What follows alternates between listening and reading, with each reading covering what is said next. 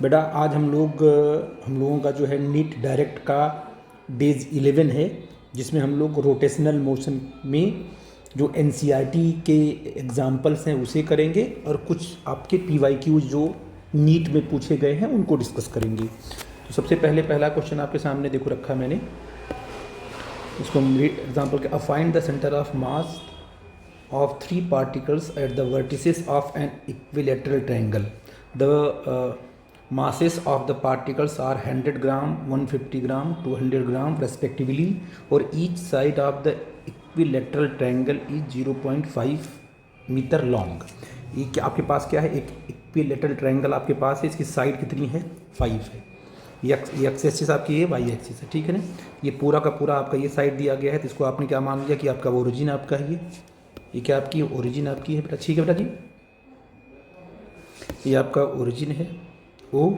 अब बताओ यहाँ से लेके यहाँ तक कितना डिस्टेंस है 0.5 मीटर, तो आपने 0.5 इसको लिख दिया। ये भी आपका कितना है 0.5 ही है, ये वाली साइड, ये वाली भी साइड क्या आपका 0.5 है। अब आपके क्या इसके वर्टिसेस पर 3 मासेस रखे गए हैं, एक यहाँ पर 100 ग्राम है, यहाँ 200 ग्राम है, यहाँ पर क्या है 150 ग्राम है। तो आपका एम क्या है, इन तीनों मासेस का कोऑर्डिनेट निकालना। अगर इनका कोऑर्डिनेट आ जाएगा, सेंटर ऑफ मास का कोऑर्डिनेट आराम से निकल जाएगा। अब प्रॉब्लम है कि इसका कोऑर्डिनेट तो पता है, 100 ग्राम वाला 0,0,0 जो भी है एक्स वाई ना, 0,0 है ये, ठीक है ना ओरिजिन का।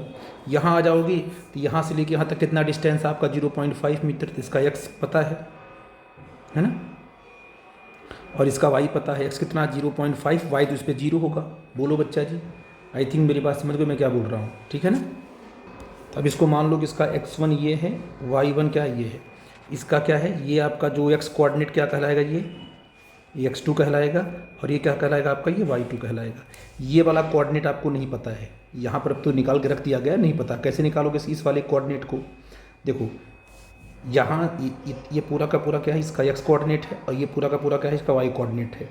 तो अगर ये वाली डिस्टेंस निकल जाए तो इसका x कोऑर्डिनेट आ जाएगा बी वाले पॉइंट का, और ये वर्टिकल डिस्टेंस निकल जाए तो वाई कोऑर्डिनेट आ जाएगा, ठीक है ना। एक्स कोऑर्डिनेट ये है, वाई कोऑर्डिनेट ये है।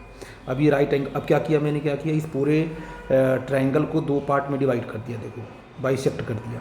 तो ये हो गया तुम्हारा परपेंडिकुलर। अब बोलो ये कितना होगा, ये वाला पार्ट तो आपका 0.25 होगा, और ये कितना आपका है, ये 0.25 है, और ये आपका 0.5 हमको हाइट निकालनी है ना, क्योंकि इसका एक्स कोऑर्डिनेट तो मिल गया, इसका एक्स कोऑर्डिनेट कितना होगा 0.25 होगा ना एक्स, ये वाला डिस्टेंस ये वाला बराबर होगा, तो बी का तो एक्स कोऑर्डिनेट मिल गया। अब वाई कोऑर्डिनेट निकालने के लिए आप लगा दो Pythagoras theorem. Right angle triangle है, ये कितना है 0.25 है, ये कितना है 0.5 है ना। तो ये हाइपोटेनियस है, ये आप मान लो आपका बेस है, ये आपका परपेंडिकुलर है, तो हाइपोटेनियस का स्क्वायर माइनस बेस का स्क्वायर इक्वल टू क्या आ जाएगा तुम्हारा, परपेंडिकुलर का स्क्वायर आ जाएगा, ठीक है ना। इसको निकालोगे कैलकुलेट करके तो कितना आएगा 0.25√3 आएगा। अब इन तीनों का कोऑर्डिनेट आपको मिल गया, तो कैसे लिखेंगे आप coordinate of centre of mass,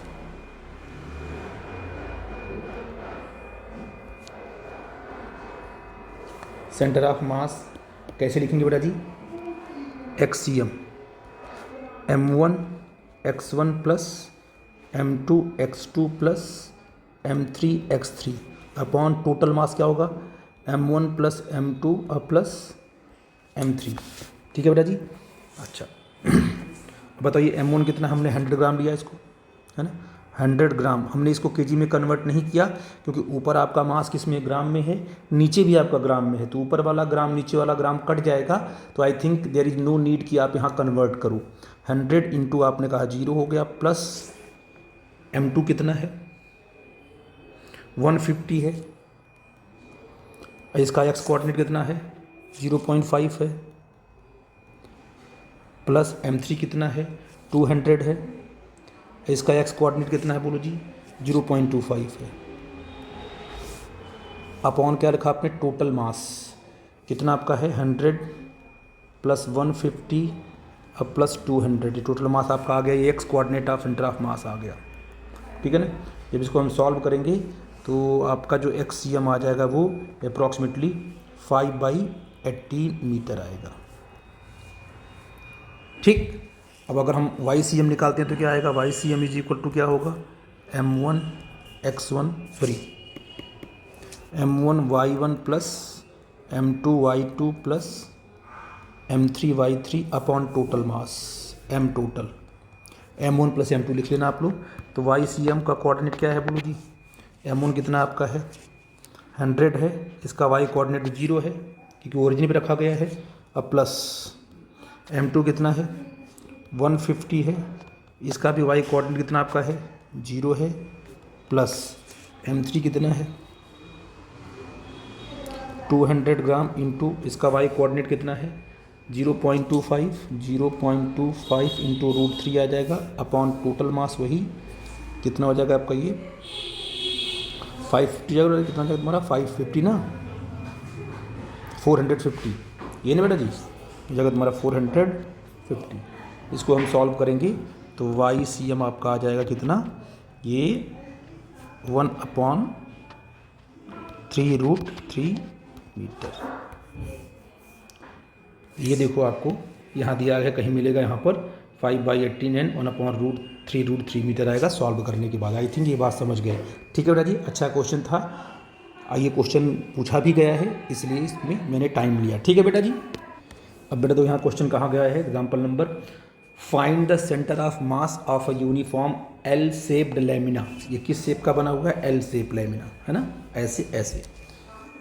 a thin flat plate with dimensions as shown in the figure, the masses of the lamina is 3 kg। अब ये लैमिना बना है, इसका मास कितना है 3 kg है। तो इसमें देखो 3 स्क्वायर बन रहे हैं, एक स्क्वायर ये बन रहा है, एक स्क्वायर ये बन रहा है, एक स्क्वायर ये बन रहा है, ठीक है ना। तो अगर इसका तीनों सिमेट्रिकल है, तीनों स्क्वायर क्या है सिमेट्रिकल है, तो इसका मास क्या ले लोगे 1 kg, इसका भी मास क्या ले लोगे 1 kg, इसका भी मास क्या ले लोगे 1 kg। आई थिंक मेरी बात समझ पा रहे हो, ठीक है ना। अब आपको क्या करना है कि इन तीनों को हमें पूरे सिस्टम का सेंटर ऑफ मास निकालना है। तो हम क्या करेंगे, सेंटर ऑफ मास निकाल लेंगे, जैसे मान लीजिए C1 पहला लेना, इसका सेंटर ऑफ मास निकाल लेंगे, पहले यहाँ मिलेगा मान लो, फिर हमने इसका सेंटर ऑफ मास निकाल लिया, मान लो यहाँ मिल गया, फिर इसका हमने सेंटर ऑफ मास में यहाँ तीनों स्क्वायर का अलग अलग सेंटर ऑफ मास निकाल लिया, निकल गया अलग अलग सेंटर ऑफ मास। अब ये C1 और C2 और C3 ये क्या है, 3 बॉडी की तरह बिहेव करेंगे, C1 C2 और क्या है, क्योंकि टोटल मास कहाँ कॉन्सेंट्रेट होगा, C1 पर, इसका टोटल मास कहाँ होगा C2 पे, इसका टोटल मास कहाँ होगा C3 पर। अब ये तीनों जो है कि एक सिंगल बॉडी की तरह बिहेव करेंगे। तो आप क्या करेंगे, इन तीनों को मिलाकर इनका सेंटर ऑफ मास निकाल लेंगे, इनका कोऑर्डिनेट निकाल करके, तो पूरी बॉडी का सेंटर ऑफ मास आपको मिल जाएगा, ठीक है बेटा जी। तो हम लोग क्या शुरू करें, देखो ध्यान से। तो पहले एक एक अब देखो इसका सारा कोऑर्डिनेट दिया गया है आपको, ऑलरेडी दिया गया है शोन इन द फिगर। अब मुझे बताओ कि इस स्क्वायर का कितना मास है 1 kg है, इसका कोऑर्डिनेट क्या होगा, सेंटर ऑफ मास तो यहीं पर आएगा क्योंकि सिमेट्रिकल सिस्टम है ना आपका, ये यहीं पर आएगा। तो कितना होगा, देखो यहाँ से लेके यहाँ तक कितना है 1 मीटर है, ये कितना आपका 1 मीटर है, ये भी 1 मीटर है, ये भी 1 मीटर है, आएगी बात, क्योंकि यहाँ 1,1 दिया है ना कोऑर्डिनेट, ये भी 1 मीटर, ये भी 1 मीटर। तो यहाँ पर कितना होगा, देखो यहाँ से ये देखो, ये इसका x कितना होगा 1/2 होगा, इसका y कितना होगा जी, ऊपर ये y 1/2 होगा। तो इसका कोऑर्डिनेट क्या आ गया, x कोऑर्डिनेट क्या आ गया 1/2, इसका कितना आ गया y कोऑर्डिनेट 1/2 आ गया, ठीक है ना। अब C2 में आते हैं, C2 में क्या, ये पूरा यहाँ से लेके कितना है यहाँ तक, ये पूरा वो यहाँ से बोलो कितना है यहाँ तक, यहाँ से पूरा का पूरा आपका ये 1 है, और ये क्या आपका है 1/2 है। तो इसका x कोऑर्डिनेट कितना हो जाएगा C2 का, तो 1/2 यहाँ से लेके यहाँ तक आपका 1, तो 1 + 1/2 क्या आ जाएगा इसका, और x कोऑर्डिनेट आ जाएगा 3/2 कामा, और y कोऑर्डिनेट क्या है, y कोऑर्डिनेट तो 1/2 ही आएगा, ठीक है बेटा जी। अब इसके पास आते हैं, तो इसका x कोऑर्डिनेट देखो यहाँ से लेंगे, यहाँ से लेंगे ऐसे, x कोऑर्डिनेट है ना ये सिंपल, ये तो 1/2 ही होगा, क्यों बच्चा जी, ये x कोऑर्डिनेट क्या इसका 1/2 होगा, और इसका y कोऑर्डिनेट ऐसे लेंगे पूरा वर्टिकल, तो वर्टिकल यहाँ से लेके यहाँ तक कितना है, पूरा का पूरा 1 है, और ये आपका कितना होगा 1/2 होगा, तो 1 + 1/2 इसका आपका आएगा 3/2 आ जाएगा। तो ये तीनों सेंटर के क्या आ गए, इसका तीनों का कोऑर्डिनेट आ गया, तीनों का कोऑर्डिनेट आ गया, तो हम कुल मिलाकर centre of mass find out कर सकते हैं। अब बताओ XCM कितना आएगा, XCM क्या होता है, m1 x1 + m2 x2 + m3 x3 upon, इसमें तो क्या बोलते हैं कि 2 ही कोऑर्डिनेट हैं, तो इसमें हम m2 s2 से चलेंगे, अपॉन क्या होगा m1 + m2, अच्छा 3 है ना, 1 2 3 है ना बेटा, 3 करे 3 चलेंगे, हाँ ठीक, 3 पार्टिकल्स तीनों चलेंगे। तो ये आपका आ जाएगा XCM, क्योंकि 3 है ना, 1 2 3 पार्टिकल हो गए, तो m1 x1 + m2x2 plus m3x3 upon m1 plus m2 plus m3।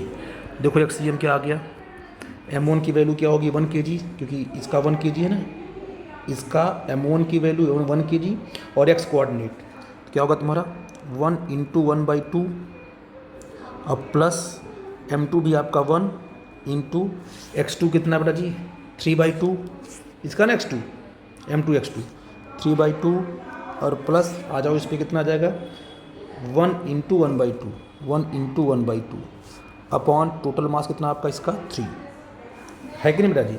इसको हम सॉल्व करेंगे तो हमारा कितना आ जाएगा ये 5/6 मीटर आ गया। अब बताओ बेटा जी YCM क्या होगा m1 y1 plus m2 y2 plus m3 y3 upon m1 plus m2 और प्लस m3। बस पहले अब बताइए पहले पार्टिकल का y मास कितना है इसका 1 ही है, y कोऑर्डिनेट कितना है इसका 1/2 है, प्लस इसका कितना है मास कितना है 1 है, कोऑर्डिनेट कितना है इसका 1/2 है, प्लस इसका कितना मास है 1 है और y कोऑर्डिनेट कितना है 3/2 है, अपॉन टोटल मास आपका 3 है। सॉल्व करेंगे ये कितना आ जाएगा तुम्हारा जी कुछ बेटा y कोऑर्डिनेट भी आपका आ जाएगा 5/6 मीटर। ठीक है बेटा जी, आई थिंक मेरी बात समझ पा रहे हो। सेंटर से क्या है, सेंटर से कितना है एक्स एक्सिस कितना लोगे 5/6 और ऊपर कितना लोगे 5/6 और दोनों को मिलाओगे सेंटर ऑफ मास का कहीं पर कहीं नहीं मिलेगा। ठीक है बेटा जी, आई थिंक मेरी बात समझ पा रहे हो। तो कोऑर्डिनेट आपने यहाँ पर फाइंड आउट कर लिया, जितना एक्सीएम आया उतना क्या है YCM भी आया। ठीक है बेटा जी। अब बेटा यहाँ क्वेश्चन क्या कहा गया कि find the scalar and vector product of 2 vectors A और B। अरे भाई देखो इन दोनों का क्या निकालना है, डॉट प्रोडक्ट निकालना है और क्रॉस प्रोडक्ट निकालना है। तो सबसे पहले A डॉट B निकाल लेते हैं फटाफट, वो आसान होता है 3i cap minus 4j cap और प्लस 5k कैप, ये और डॉट क्या आ जाएगा -2i cap plus j cap और प्लस 3k कैप। डॉट में आपको पता है कि सेम यूनिट वेक्टर आपस में डॉट होता है तो उसका 1 हो जाता है, और डिफरेंट यूनिट वेक्टर का अगर आपस में डॉट होता है तो उसका 0 हो जाता है। इसका मतलब क्या है कि डॉट में सिर्फ i से i मल्टीप्लाई होगा, j से j मल्टीप्लाई होगा, k से k मल्टीप्लाई होगा। तो i डॉट i क्या होगा 1 हो जाएगा, ये हो जाएगा तुम्हारा कितना आ जाएगा, इधर आ जाएगा आपका -6 आ गया क्योंकि इसमें मल्टीप्लाई किया आपने, j का j में किया तो j 1 हो जाएगा और -4 1 सिंपल -4 आ जाएगा। यहाँ पर 5 है, यहाँ पर 3 है तो आ जाएगा तुम्हारा +15 और k डॉट की तो आपका 1 हो जाएगा। कितना हो जाएगा तुम्हारा ये बोलो जी, ये -10 आ गया प्लस 15 आ गया इक्वल टू क्या आ गया 5। ठीक है बेटा जी, ये आपकी वैल्यू कितनी आ गई 5 आ गई, 5 यूनिट लिख देते हैं इसको। ठीक है ना, पता नहीं ये और B क्या चीज़ है, तो आपने कहा कि ये आपका 5 यूनिट आपका ये सिंपल स्केलर क्या आ गया तुम्हारा, ये 5 क्या होता है बेटा जी स्केलर क्वांटिटी, डॉट हमेशा क्या आता है स्केलर आता है। आई थिंक मेरी बात समझ गए। ठीक है बेटा जी, कोई दिक्कत तो नहीं है। अब इनका क्रॉस निकालते हैं। क्रॉस कैसे होता है, मैंने आपको बताया कि A क्रॉस B क्या होगा। A क्रॉस B के लिए क्या बनाएंगे, डिटर्मिनेंट बनाएंगे, ऐसे यहाँ बनाते हैं और यहाँ बनाते हैं। ठीक है, ऊपर क्या लिखेंगे I कैप J कैप और क्या लिखेंगे K कैप। ठीक है बेटा जी, यहाँ इसको प्लस लेते हैं, इसको लेते हैं माइनस, इसको लेते हैं प्लस, इसके नीचे इसका कोफिशिएंट लिखेंगे। क्या क्या आएगा बोलो जी, 3 आ जाएगा, -4 आ जाएगा, ये आ जाएगा 5 आ जाएगा। इधर क्या आएगा -2 आएगा, 1 आएगा और ये +3 आएगा। ठीक है ना। अब कैसे इसे करते हैं देखो ध्यान से। पहले क्या करेंगे, इसके पूरा का पूरा जो इसका कॉलम है I कैप लिख लेंगे प्लस I कैप, फिर इसका जो कॉलम है उसका रो इसे ब्लॉक कर देंगे और ये जो है मल्टीप्लाई करेंगे इसको R की तरह। देखो ऐसे मल्टीप्लाई करती है, यहाँ स्मॉल r बना हुआ, ऐसे बनाया ना, स्मॉल r बनाया आपने, ये इधर आएगा, ये हमेशा बना लिया करो, ऐसे मल्टीप्लाई होता है। 4 का 3 में मल्टीप्लाई कितना आएगा तुम्हारा -12 आएगा, और क्या होता है इसका मल्टीप्लाई माइनस इसका मल्टीप्लाई, तो ये ऑलरेडी माइनस आएगा, 5 माइनस क्या हो जाएगा तुम्हारा 5 1 जा 5 हो जाएगा। ये कर लिया आपने। ठीक, अब आपको लिखेंगे -j क्योंकि यहाँ पर प्लस आया ना यहाँ पर, अब यहाँ आएगा -j आ जाएगा कैप ब्रैकेट में। इसमें क्या करेंगे, इसके क्या करेंगे बेटा देखो ध्यान से, इस वाले को मैं रफ करता हूँ। इस वाले में क्या करोगे, अब इसको ब्लॉक करोगे, इसका कॉलम और ये रो, ये कॉलम ये रो, क्या बचा 3, ऐसे घुमाओगे 3 और 3 बचा, 3 में 3 का मल्टीप्लाई करेंगे और -2 में 5 का मल्टीप्लाई करेंगे। 3 3 क्या तुम्हारा 9 आ जाएगा, और माइनस क्या आएगा 10 आएगा, इसको प्लस कर देगा बेटा जी, ये कर दिया। और फिर आप प्लस के लिखो, प्लस के कैप क्या आएगा, इसको ब्लॉक करो, इसको ब्लॉक करो, ऐसे घुमा के मल्टीप्लाई करना है, 3 का 1 भी करना है, 3 आ जाना है, और 4 2 जा 8 प्लस 8 आना है, तो यहाँ आ जाएगा तुम्हारा सिंपल -8। ये कितना आ जाएगा तुम्हारा, बोलो जी -17 आई कैप। क्यों बच्चा जी, इधर क्या आ गया -19 जे कैप, क्योंकि 10 ये हो जाएगा 19 माइनस लगा हुआ है, यहाँ क्या आ जाएगा -5 के कैप। ये आपका क्या आ गया, एक वेक्टर आ गया, मतलब A क्रॉस B क्या होगा, एक वेक्टर आता है तो वो आ भी गया। ठीक है बेटा जी, आई थिंक इसी तरीके से हम लोग A.B और A क्रॉस B को सॉल्व करते हैं। ठीक है बेटा। अब अगला क्वेश्चन बोल रहा है कि find the torque of force 7 I cap 3 J cap -5 K cap about the origin. The force act on a particle whose position vector I cap J cap और क्या है के कैप। तो आपको यहाँ पर क्या दिया है, देखो ध्यान से सोल्यूशन में, आपको जो आर वेक्टर दिया हुआ है वो क्या दिया है, आई कैप माइनस जे कैप और प्लस के कैप दिया हुआ है। ठीक है ना। और इसके बाद जो आपको दिया हुआ है एफ वेक्टर दिया हुआ है, बोल बच्चा जी, एफ जो वेक्टर दिया हुआ है वो कितना दिया हुआ है, वो दिया हुआ आपका 7 I cap minus plus 3 J cap -5 K cap. अब आपको निकालना है टॉर्क, और टॉर्क का फॉर्मूला क्या होता है, टॉर्क होता है आर क्रॉस एफ।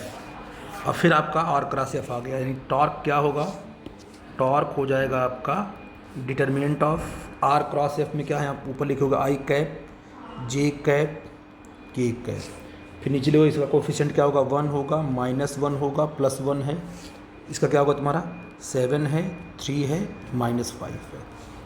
मल्टीप्लाई करते हैं, पहले क्या लिखेंगे हम लोग, टॉर्क को क्या लिखेंगे, पहले प्लस आई कैप लिख लिया ब्रैकेट में, कॉलम बंद किया, रो बंद किया, और क्रॉस ऐसे मल्टीप्लाई किया इस तरीके से, -1 माइनस हो जाएगा तुम्हारा, हो जाएगा 5, हो जाएगा तुम्हारा -3, है ना। फिर माइनस जे कर लिया, क्योंकि ये जे में आता है ना, माइनस में आता है, इसको ब्लॉक किया, इसका कॉलम ब्लॉक किया, रो ब्लॉक किया, 1 बचा 5 बचा, क्या आएगा -5, और यहाँ से आएगा -7, जे कैप आ गया। ठीक है ना, प्लस की कैप, के कैप में प्लस आता है ना, के कैप में, ये के कैप को प्लस लिखते हैं, इसको ब्लॉक किया, यहाँ ब्लॉक किया, 1 3 जा 3, और -7 हो जाएगा तुम्हारा +7, 3 + 7 आ जाएगा। तो यहाँ जो टॉर्क डेवलप हुआ है वो कितना आ जाएगा, -2 आई कैप, नहीं +2 आई कैप होगा, क्योंकि यहाँ पर -5 बने, तो 2 आई कैप, यहाँ पर कितना हो जाएगा बड़ा जी, ये है जगह -12 हो जाएगा, यहाँ +12 जे कैप, और ये कितना होगा +10 के कैप। ठीक है ना, ये आपका आ गया टॉर्क, ये भी आपका एक वेक्टर क्वांटिटी है, क्रॉस मल्टीप्लाई से आपने टॉर्क को कैलकुलेट कर लिया। आई थिंक मेरी बात आप समझ गए। अब कह रहा है कि so that the moment of a couple की बात करेगा तो 2 फोर्सेस आपको लगाने पड़ेंगे अपोजिट में, तभी कपल बनेगा। ठीक है ना। टॉर्क और कपल में एक ही अंतर होता है कि टॉर्क में एक पॉइंट आपका क्या होता है, हिंज होता है, जहाँ पर रिएक्शनरी फोर्स आता है, और दूसरे एंड पे आप फोर्स लगाते हो। कपल में क्या होते हो, एक फोर्स आप इधर लगाओगे, अगर एक फोर्स आपने कहाँ लगा दिया, एक फोर्स आपने इधर लगा दिया अगर F, तो उतना ही फोर्स आपको इधर लगाना पड़ेगा, जैसे इसके दूसरे एंड पे अपोजिट डायरेक्शन में F। और इसकी लेंथ हमने कितना लिया है, बोलो L लिया है। कह रहा है कि does not depend on the point about which you take the moment, जिस पॉइंट के अबाउट आप मोमेंट ले रहे हो उस पॉइंट पर डिपेंड। इसमें हमने 3 पॉइंट मानो ले लिया, इस पर हमने 3 पॉइंट लिया, एक पॉइंट हमने क्या लिया कपल का, मतलब अगर इस पे एफ नेट कितना जी है बेटा, एफ नेट कितना इस पे है, नेट फोर्स क्या होना है इस पे 0, याद रखना।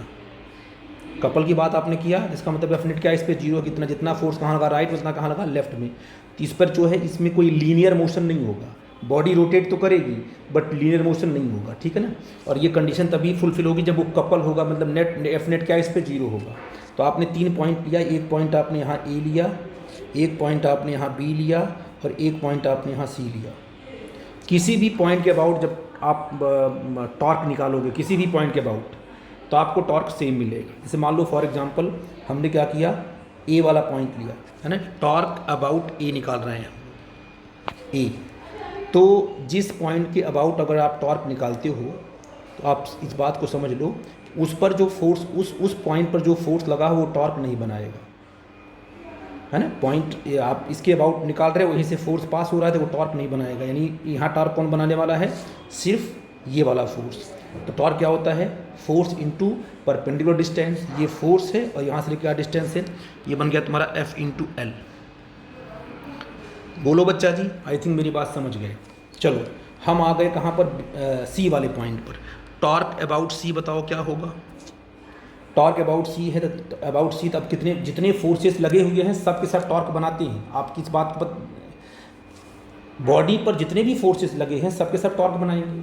लेकिन जब आपने ए के अबाउट आपने टॉर्क निकाला है तो ये वाला टॉर्क नहीं बनाया, क्योंकि ये वाला फोर्स उसी पॉइंट से पास हो रहा है जिस पॉइंट से आप क्या निकाल रहे हो, टॉर्क निकाल रहे हो, तभी ये टॉर्क नहीं बना रहा है।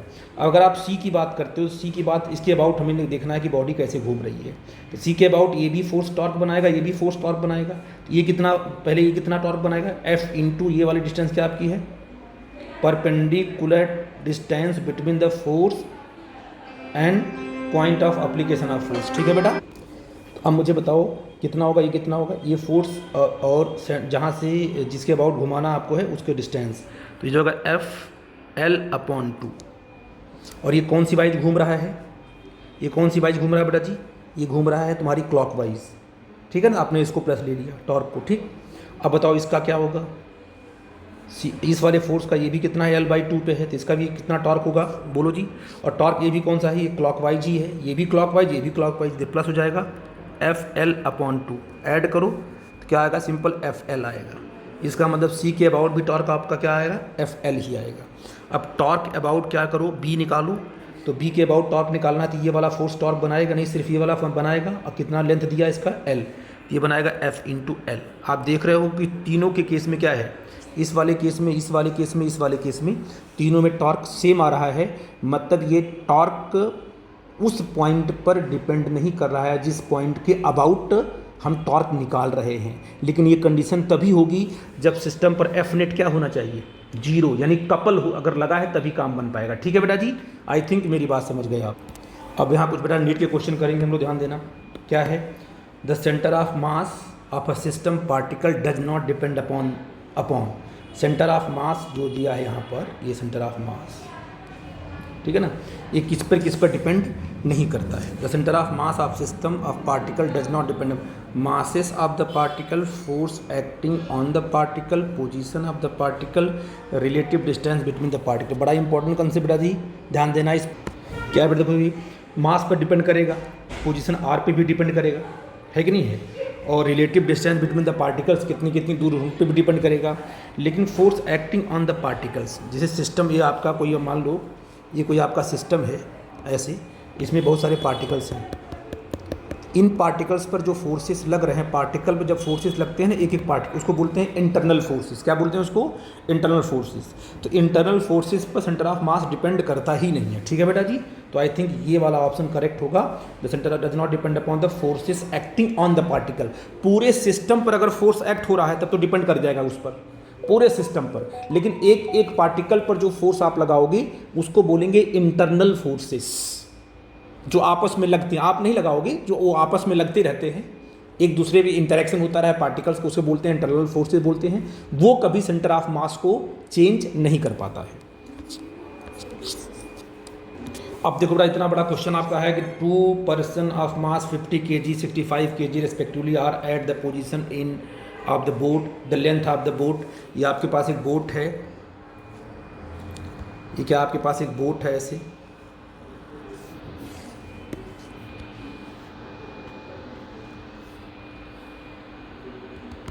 ठीक है, ये आपके पास बोट है, 2 पर्सन यहाँ पे हैं ऐसे। एक कितने का है, एक 55 kg का मान लो, एक बंदा यहाँ पर है जिसका मास कितना है, 55 kg है, और दूसरा यहाँ खड़ा है, मान लो दूसरे एंड पर खड़ा है, जिसका कितना मास कितना 65 kg मास है, 65 kg मास है। ठीक है ना जी, आई थिंक मेरी बात समझ पा रहे मैं क्या बोल रहा हूँ। अब देखो क्या बोल रहे हैं कि the length of the boat is, boat की लेंथ क्या दी गई है, बोलो यहाँ से लेके यहाँ तक, बोलो बोलो बोलो 3.0 मीटर दी गई। ठीक, वेट दिया है, बोट का भी वेट दिया है, जो वेट ऑफ द बोट है वो कितना है 55 kg 100 kg। तो अब देखो इसमें कुछ है नहीं, वॉक्स अच्छा 55 kg man walks up to 65 kg। अब ये मैन क्या है इसकी तरफ जा रहा है, मूव करते हो 55 वाला, तो कह रहा है कि मैन और up to 65 kg man and sit with him, और जाके इसके साथ बैठ जा रहा है। तो बोल रहा है कि if the boat is in still water the centre of mass of the system shifts. अब सेंटर ऑफ मास देखो, अभी सेंटर ऑफ मास कहाँ है 65 के आसपास होगा, यहाँ पर सेंटर ऑफ मास यहाँ होगा, ठीक है बेटा जी, सेंटर ऑफ मास आपका यहाँ होगा।